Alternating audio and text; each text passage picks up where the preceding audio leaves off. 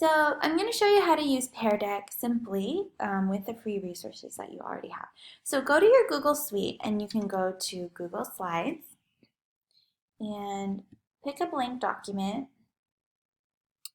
And what you're going to do is you want to make sure that you have access to Pear Deck on your slide. And so if you don't have Pear Deck on your Google Slides already, you need to go to Add-ons and go to Get Add-ons.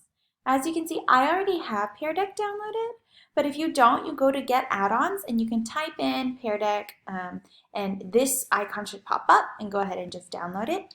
And then what you should be able to do is access it, and then you should be able to open Pear Deck Add-ons. And so Pear Deck is a great way to engage your audience. The first time I was exposed to it was through professional development my principal did back in my old school, and I've never seen so much engagement from adults. So it was really, really awesome, and it's also a way for your shy students who are a little bit more intimidated by like associating their name or face to their answer because it is anonymous for them, for all the students. For you, you can see who's putting in what. So a question could be, what is your favorite animal? And so what I'm doing here is that I'm giving students a textual choice, like for people to respond by typing their answer. And so what I need to make sure is that down here I'm putting in text. And when you do that, that's associating the slide with adding their own answers. And so whenever you see this little Pear Deck, it means it's activated.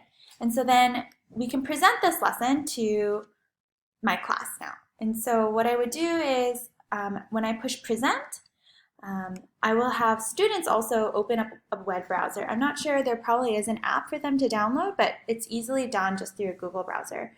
And so you'll say, okay, go to joinpd.com, or you can give students a link and then copy and paste it into your learning document. But if you're doing it like on a live Zoom session, go to joinpd.com. And I'm going to show you that here. So joinpd.com, and they have to enter the access code, which is just like if you did a Kahoot, and they kind of give you like words to associate to help other kids remember. And go ahead and put that in. And once you do that, you're initiating the Pear Deck. The students are able to access it. The very first question they do is like an emotion question. So you can also get a data to see maybe your kid had a bad day today. So, you know, maybe their engagement is low, or you're seeing that their performance is lower than usual. But it's also just a fun way to help them like easily move into the lesson for today. And so what it does is, what is your favorite animal? And so as a student, I might just say, oh, elephant. And as I put that in here, as a teacher, I'm going to just switch back here to this side. You can also go to Open Teacher Dashboard, and you can access just the answers that are coming in. And this is the one that I want. And my Pear Deck is associated to my Google account, so it already has their name. So yes, the students do need to be logged in, and it will go through that series of questions like, oh, which Gmail account do you want associated with this? I've already done it like 3 or 4 times, and so that's why it already knows that it's me, but your students will have to do it 1 or 2 times, and that means going through the ICS portal a couple times probably. And so then as a teacher, I can see who's responding to all of these things. And then I might give students, oh, you had a 30-second time limit, and then I'll say, okay, we're going to come back together now.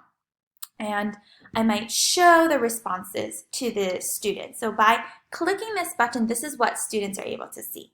And then all the students' responses would be down here. And as you can see, like the names are not shown.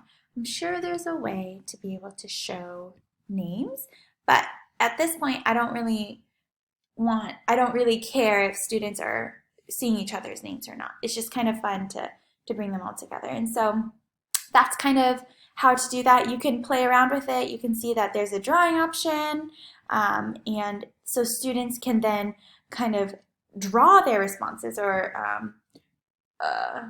yeah, maybe you want everybody to kind of draw something, and that way it's multifaceted. There's so many different things you can do with this assignment. I originally did this to, if somebody wanted to do the scientific method, then many people can put in their thoughts on these words for what is associated with the scientific method.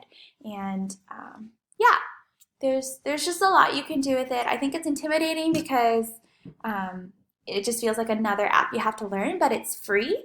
And I think it's very beneficial for people who use Google Slides frequently, and it's really easy to create and be creative with this and engage your students. And you don't have to do it at a live session. So you can just share this link and students can participate, and then maybe you could do like a whole group lesson and then share all the results or do like a mini lesson that's associated with that.